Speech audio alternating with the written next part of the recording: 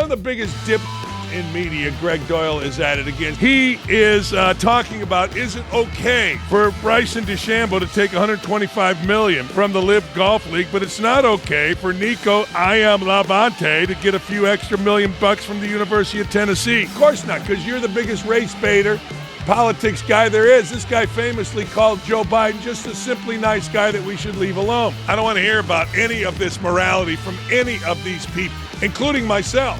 I don't give you morality. I just tell you what I think.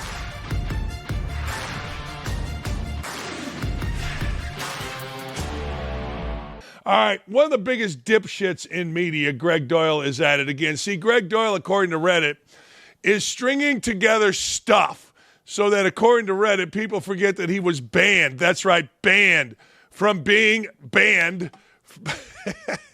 He wants to distract from being banned from the WNBA for being a creeper. He is talking about, is it okay for Bryson DeChambeau to take $125 million from the Live Golf League, but it's not okay for Nico Iamaleava to get a few extra $1 million from the University of Tennessee? Doyel says the biggest difference between how the media portrays it to is in part because of politics. Sure it is. Sure it is. Well, let me get into this, and I'm not even going to tell you whether I've read Doyel or not. The world crushed DeChambeau. The world crushed Rahm. The world crushed DJ. The world certainly crushed Mickelson. They crushed them all. Why? Well, simple. Because the world didn't like the Live golfers taking money from the Saudis. They did not like it. They simply did not like it. And guess what? The Saudis kept going, and eventually it went away. DeChambeau kept going. Koepka kept going. DJ kept. They all kept going, and eventually it goes away. That's what happens in this world. So don't tell me that it's okay. DeChambeau and all these guys got crushed. People have said with their pocketbooks, we're not interested in Live Golf. People, when it comes to viewing, have said, we're not watching Live Golf. We don't care about Live Golf. Big tournament this past week, not Masters week before Miami, against a somewhat nondescript PGA Tour event. And the PGA Tour event outdrew the Live Golf Tour 3-1 on television. People have spoken loudly against DeChambeau, against Johnson, against the folks that, took the money and run, and Doyel doesn't seem to understand that. The biggest difference is not politics. They got crushed, but we don't stay crushed for years and years and years like that dipshit does. To those upset about former quarterback Nico, what do you think of Bryson DeChambeau's deal with the Saudi Arabian government? Nico decided $2 million wasn't enough to play quarterback at Tennessee after the state fought for his right to be paid so handsomely last year. Yeah, I'll tell you what people think, jackass. People think it sucks that DeChambeau took the money. Hell, do you not see what happened, or did you not see what happened to Phil Mickelson, you moron? Phil Mickelson got canceled, got crushed day to day. And anybody that even ventured into defending Phil Mickelson got crushed moment by moment. What's the right word? New Yorker article by New Yorker article. Can we talk about something serious like being snagged by politics or race? Yeah, dumb question. Of course not, because you're the biggest race baiter, politics guy there is. This guy famously called Joe Biden just a simply nice guy that we should leave alone. Can the two of us discuss the greed of two very different Americans and the very different sociological reaction, societal reaction to the greed? Get lost. No, Doyel, that society did react. But they don't stay reacting. We move on from Nico in a second. In an absolute second. That's it. I'd like to call this greed disturbing, but really, can we compare the greed of a 20-year-old seeking the most money to play such a violent sport to the greed of Bryson DeChambeau? No, we can't, because they're totally different. One is an independent contractor. The other may be an independent contractor, actually, Nico, but he needs the organization. DeChambeau didn't even need the money. He didn't. DeChambeau could have stayed with the PGA Tour. There's a lot of different reasons why people do things, many different reasons. Maybe DeChambeau wanted to extend golf. By the way, for those of you keeping score, if we're going to keep score on greed, The Live Tour, according to every expert, is the greatest thing to ever happen to the PGA Tour in terms of purses, guaranteed fields. Look it up. You'll see. Now, DeChambeau caught hell. They all caught hell. That's disturbing. DeChambeau and dozens of American golfers like him took the Saudi money, blood money. Families of 9/11 victims have called it because, well, how do you say no to that kind of money? All right, but they caught hell. I thought this is about who's mad at who.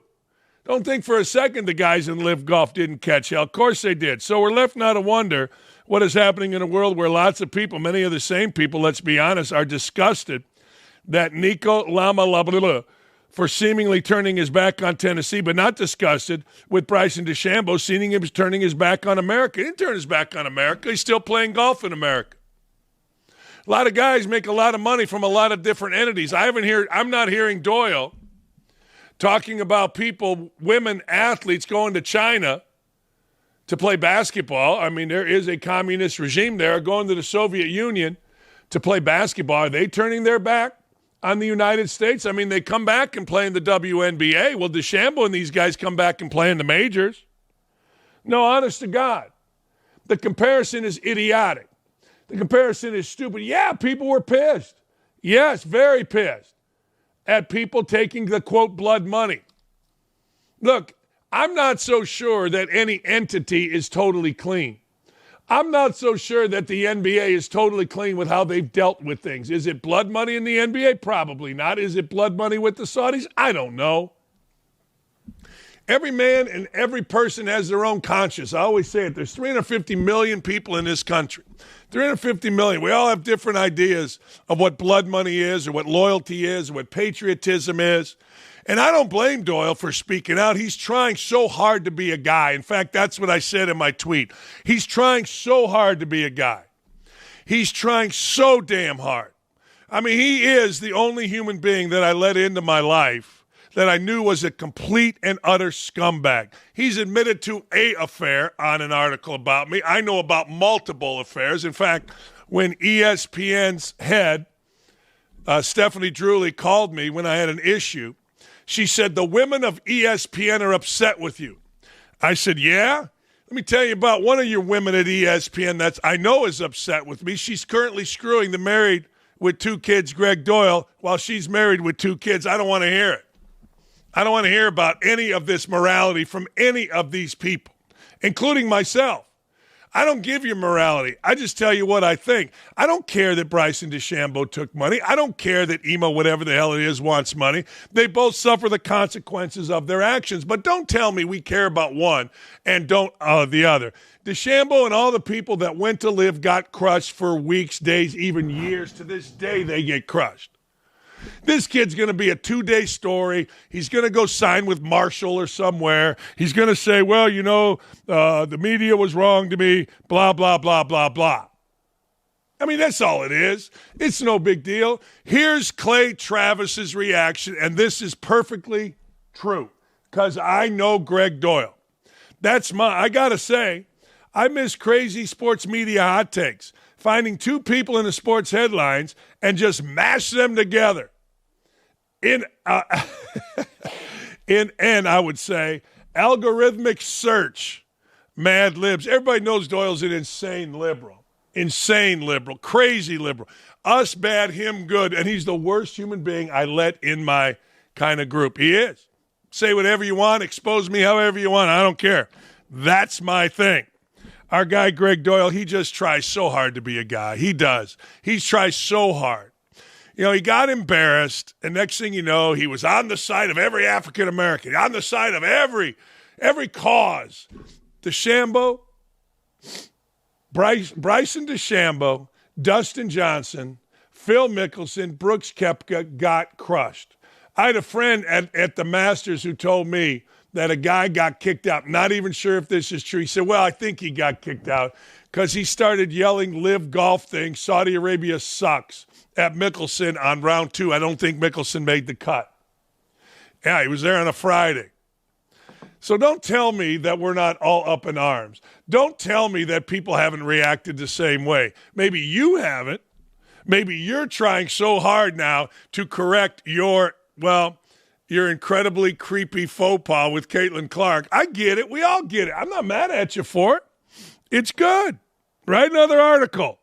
Get mad at me. Good. Best thing ever happened to me. But I'm telling you right now, Clay Travis nailed it. The indystar sucks. He's worse. They all got embarrassed. Reddit put out a post today, Gregg Doyel trying to make people forget that he was a creeper. They got banned by the WNBA. I don't even know if he got banned by the WNBA. May have been banned by his paper, may have been banned by the WNBA with the fever. I don't know. Nobody's really saying. But it is pretty funny. Yes, the same people mad at a little college football player were the same people not mad at Bryson DeChambeau. Bullshit. But you got what you wanted, Greggy. You're always wanting me to talk about you. You got it. Felony charges for fouls. This is an interesting dilemma, and it comes out of West Virginia. West Virginia high school basketball players facing felony charges for repeated fouls, including breaking a competitor's nose. You only get 5 of these. Is a felony warranted? Seems a bit of an overaction. You be the judge. West Virginia State Police were notified of the assault February 27th after the injury was reported by the injured student's mother hours after the game between Union High School and Harmony School. The video showed this kid Ketterman's jab his elbow directly in the face of an opposing player. Throughout the game, the clip also showed him allegedly taunting multiple players by striking him in the back of the head. The officers concluded that Ketterman's action seemed intentional and criminally malicious in nature. So they gave him a felony rap. You know what? Good. Good. You know, I've said this forever. In basketball, you can hurt somebody anytime you want. You don't have to be tough. You don't have to be strong. You don't have to be, quote, competitive. You can just simply hurt somebody. I'm dribbling. My hands are occupied. I can punch you. I'm holding the ball. I can punch you. I've got the ball. You're defending me. I can swing my elbow and drill you. You can do it anytime you want. I mean, players are playing in their damn underwear. Football players put a bucket on their head, a bunch of pads. Hell, even baseball players wear the side armor that Barry Bonds made so popular. But in basketball, you are exposed. You are buck-ass naked. You're in your underwear, and some goon that wants to hit you and hit you and hit you can do it. Now, you hope the referees only let him hit you 5 times because then you foul out. But the truth of the matter is, man, oh man, they're going to hit you. Next thing you know, boom, boom, boom, boom, boom, boom. Interesting stuff. Very interesting stuff going around. Felony charges. The state police were known. The video shows it jabbing his elbow directly in the face of opponents. Now, I'm not necessarily always for charges filed for on-field, but man, oh man, you keep doing it, you gotta go. Do we have video of this? I don't think we do. This clown, felony charges. Good. High school, West Virginia. Friend of the show, Reese Davis, believes that Texas quarterback Arch Manning will become the ultimate villain in college football. I agree with this. I totally agree with this. We love Arch Manning, right? I don't know why. Because he's old Arch's son and daggone it, I'm going to take every dime you got, but I'm an all shucks. And if I say you all go laugh because old Peyton's funny. The first family of funk is going to continue the legacy with Arch Manning, I think the most overhyped football player ever. Clip this. Crush my soul with it if you need. It's unfortunate because the attention he's going to get. He's going to become a fan favorite by those outside of Texas. And for others outside of Texas, he's going to become the ultimate villain. And I don't just mean Oklahoma people. Those who are not predisposed to like him, whether they are a Texas fan or they like the Mannings or they like the Manning cast or whatever, or they just feel like it's too much too soon. That's how I feel. This guy was painted as the golden child. And I watched him play. I don't know. He threw it all right. He's okay. They're going to root against him. Of course they're going to root against him. That's no slight. That's actually a badge of honor. It is. It's a badge of honor that you root against Arch Manning or that you're the guy they root against. It is. That means you're damn good. Now, I haven't seen anything yet to say this guy's damn good, and I'm going to give you guys a bunch of villains here in a second. And to this point, Arch Manning hasn't done squat. Am I rooting for him? Truthfully, I don't really care. I don't. Like, Texas football to me has always been boring. Texas football has always been overstated. Texas football used to be something. Now it's, I know they got in the college football playoff. I know old Sark's a genius. He went and got whitewashed by Bear Bryant's Jr., Nick Saban. I get all that. I do, I swear. But I never really been one way or the other about Texas football. It certainly wouldn't be the first time we've seen a young athlete with a famous last name receive unfair levels of scrutiny. Look no farther than Bronny James' debut NBA season, or how many people dissect Charlie Woods' golf swing during exhibition tournaments with his dad. Boy, that's absolutely right. Look, the Mannings are everywhere. You can't swing a dead cat without seeing Eli Manning, Caitlin Clark, Peyton Manning, Shaq, Charles. You can't. And frankly, I think they're all overexposed. Charles keeps it funny. Peyton, he just card, ain't he? Yeah, he just card. Eli has emerged from dorkiness to kind of dad cool. Caitlin Clark, I've had enough of. Seriously, had enough. It's none of her fault. She's been great. But overexposure, drive you nuts. Anyway, here are some notable, going way back, college football villains of the past. The Boz. The Boz, screw the NCAA. The Boz was the first guy that realized his true value. Deion Sanders, Neon Deion, the Jerry curl strutting into the end zone. Both Boz and Deion played basically in the same era, and both were disliked but very much respected. Cam Newton. See, now Cam Newton's different to me. Cam Newton's daddy tried to sell him for what looks like a measly sum of $300,000 back in the day. I love Cam Newton. I have a ton of respect for Cam Newton. Why? Because when Cam Newton was going through that, he went to junior college after being kicked out of Florida. He came back to Auburn. Next thing you know, every single game, every single day, there's a camera in his face talking about his daddy trying to sell him. And next thing you know, he led his team to a national championship with a smile on his face. And you can go down the lore of college football. I don't know that team, but I read this once. You can make an argument that in terms of national championships, Cam Newton is the most valuable player ever in the national championship era of college football. Manti Te'o. Yeah, I know he got catfished. Yeah, I know he's turned a negative into a positive, blah, blah, blah, blah, blah. But it is kind of funny. Seriously, it is kind of funny. Hey, I'm talking to some chick that's a dude.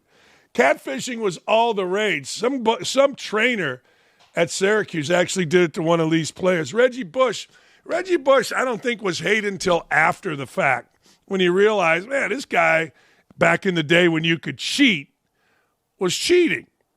And then Terrell Pryor, I don't know. Terrell Pryor went to Michigan. No, he's not going to go to Michigan. He's going to Penn State. Now he's going to go to Ohio State. And then they won, and he sold his stuff. And next thing you know, Jim Tressel got fired, and everybody still loves each other. Yeah. I don't know, though. I see Manning as probably not to the level of Bosworth and Sanders because they were more personalities, characters. I see Manning as the hated white guy at Duke. I do. I see him as the hated white guy. You know, the Woj hitting the floor, J.J. Redick, all those. I see that. I see jealousy, but also I see a lot of women, a lot of dudes, a lot of money coming Arch Manning's way as he peruses the ups and downs, the highs and lows of college football. Oh, boy, this is just weird. I don't get all this. Remember that Washington or New York Post? No, it was New York Times writer, which is more amazing. The insufferable Taylor Lorenz. Remember her? Oh, Chicapesta, my eyes are burning. She's reached a new low, labeling Luigi Mangolini, who assassinated United Healthcare CEO Brian Thompson, as morally good. Let me just tell you what takes you out of the conversation, at least here on earth, of morally good.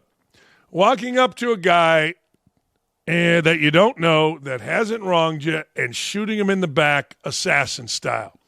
That, ladies and gentlemen, eliminates you from the conversation of morally good. It eliminates it. Period. You're done. It's over. Forget about it. No more. No more morally good. Period. Boom. Here is what Taylor Lorenz said, that she felt joy watching a father, a husband, get assassinated. I do believe in the sanctity of life, and I think that's why I felt, along with so many other Americans, joy, unfortunately, because it feels like... Seriously? I mean... Joy at a man's execution? Maybe not joy, but certainly not empathy. Because again, we're watching the footage. How can this make you joyful? This guy's a husband, he's a father, and he's being gunned down in the middle of Manhattan. Why does that make you joyful? Of Americans that be murdered. So are the tens of thousands of Americans, innocent Americans, who died because greedy health insurance executives like this one push policies of denying care to the most vulnerable people. And it's unbelievable. I mean, it really is. On Sunday, Lorenz appeared on an episode of CNN's Misinformation, which is a perfect show for CNN, right? With host Donnie O'Sullivan to discuss the fangirls who have flocked to support Luigi, the 26-year-old charged with an early morning murder of Thompson. These little fangirls think he's cute. Man, you all are some fucked up people. To see these millionaire media pundits on TV clutching their pearls about someone staining a murder when this is the United States of America, as if we don't lionize criminals, as if we don't have, we don't stain murderers of all sort, and we can give them Netflix shows. There's a huge disconnect between the narratives, man, and the angles that the mainstream media pushes and what the American public feels.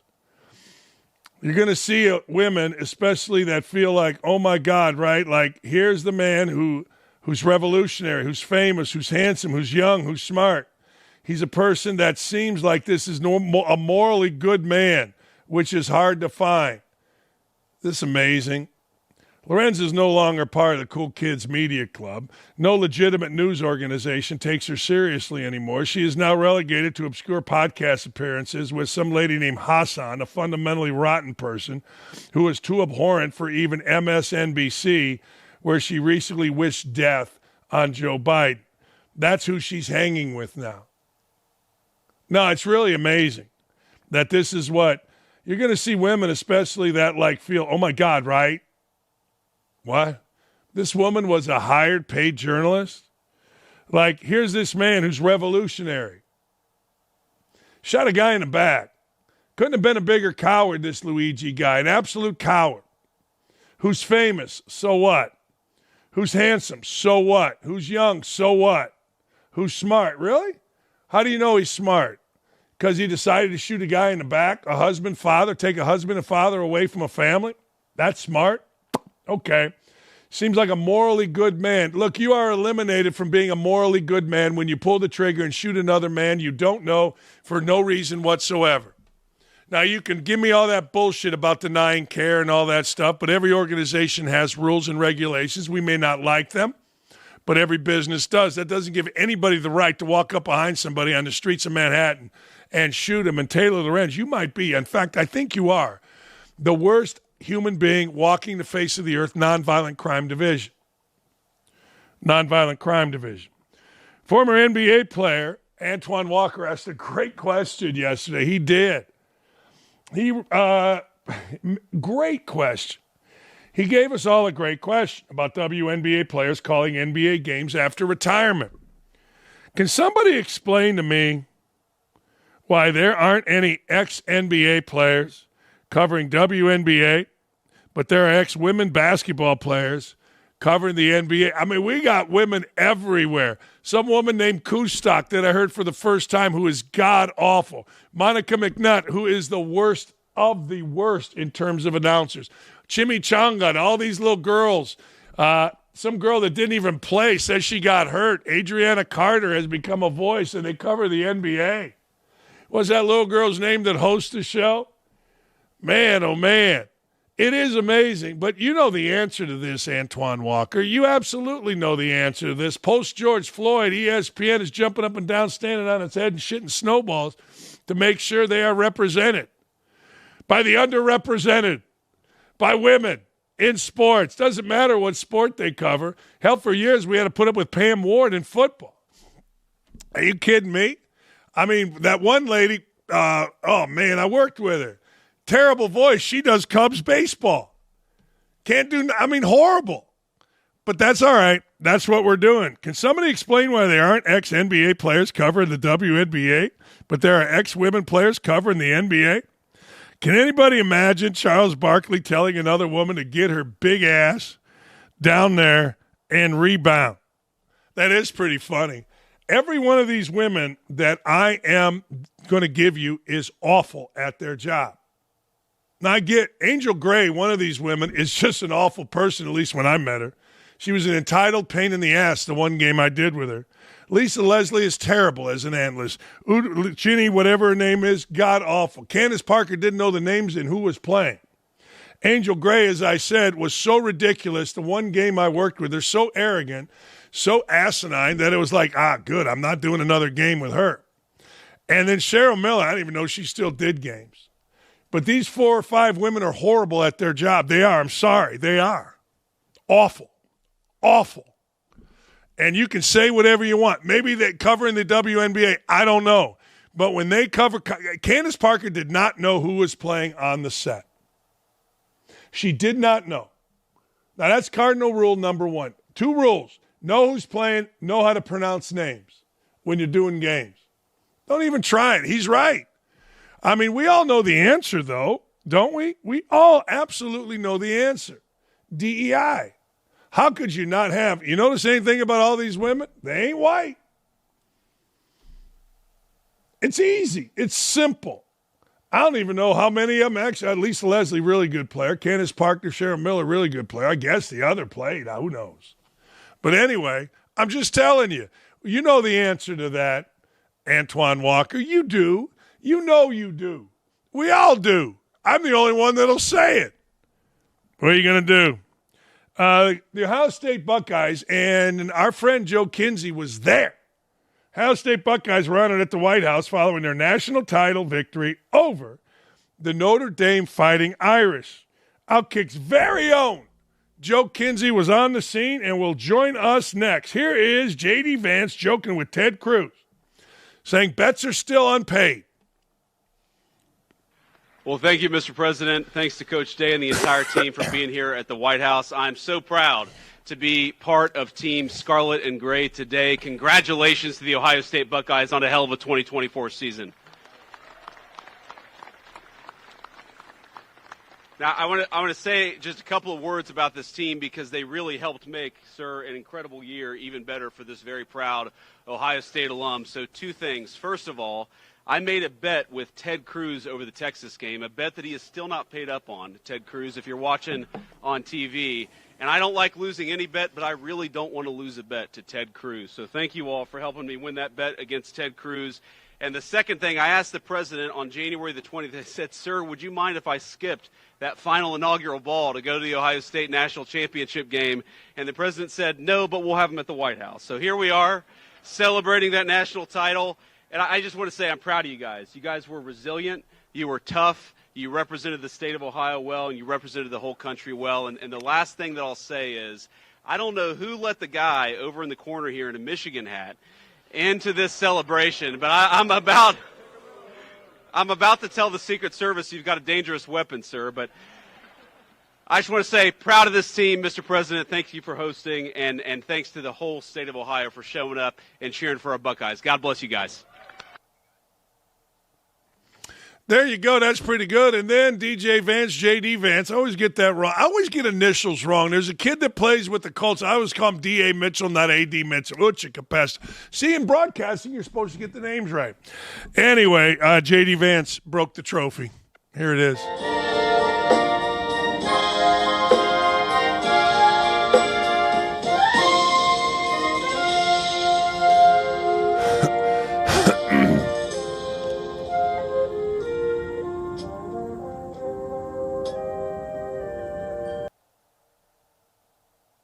All right? All right. Hey, here's the deal. J.D. Vance and Bray. I think that was a combination. Those guys pulled that back. I didn't want anyone from Ohio State to get the trophy until I decided to break it. I didn't want anyone after Ohio State. Reading is not fundamental. Those of you that are of a certain age will understand that reference. You know what I mean? I'm just saying. Look, good for Ohio State. Good for them going to the White House. So another thing that Ohio State did, in the middle of their national championship ring, they put a cross, and that's a good sign. That's a great sign. They put a cross in the middle of it to show the importance of faith for their team. Now, that's interesting to me. You don't see that very often, but Ohio State, Travion Henderson and others have gone around campus baptizing folks and being baptized. And I think that's pretty cool. You know, a lot of people are pointing to Ohio State as a money grab. The championship was a $20 million team. Of course you're going to win. Well, I'm not sure that's true. You can spend a lot of money. See my Indiana Hoosiers this past year on a college football and a college basketball team, but it doesn't mean they're going to win. And frankly, I salute Ohio State. I do. I salute Ohio State because they came back. They were resilient. How many times do we see people in this day and age? I just had a tragic incident happen to my daughter's friend the other day because of stress. How many times have we seen react to stress negatively? Let it dominate us. Ohio State had stress. I would say that after they lost to Michigan, even though he was making $9 million a year, even though he had his dream job, even though he'd won over 80% of his games, Ryan Day woke up on that Sunday as the most miserable human being alive with another loss to Michigan. But you know what they did? They stood up. They fought. They said, screw this. And they went and won a championship. It's a great story. It's a story that'll resonate for a long, long time. Now, you Michigan dorks, you're going to say, well, they didn't beat us. Well, good for you. Fantastic. Good for you. That will all be forgotten when they put up, and in 5 years from now, you'll see a championship. One of only 3, by the way, for Ohio State since 1970, which I did not know. Maybe it's 4. Might be 4. They may have won one in 70s, 2002, 2014, whatever it was. But anyway, long story short, that's pretty damn – no, that's really, really damn good. All right. The Braves are back. I know Dylan is happy. The Braves are back. Here's a question for anybody on this show. I live in a town which has the most popular WNBA team. That WNBA team is popular because of one reason, Caitlin Clark. I did not know the WNBA draft was yesterday. I didn't. I'm not mad at myself for not knowing, but I didn't care.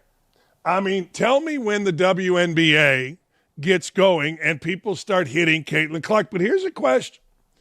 Does Paige Beckers face the insane sexist, racist nonsense from ESPN personalities that Caitlin Clark did?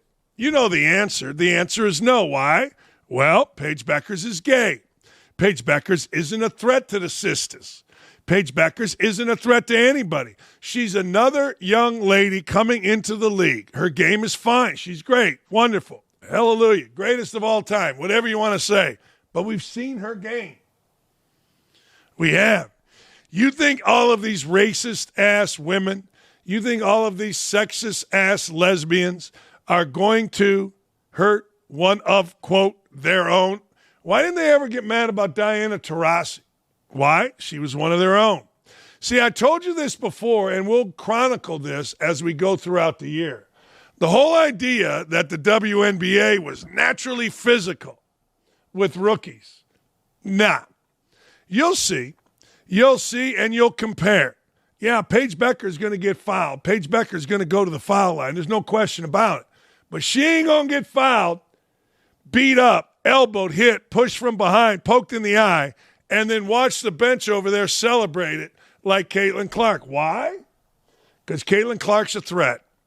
And as we all know, we've told you the words of the lovely Lee Ross Dakich, LLRD we call him.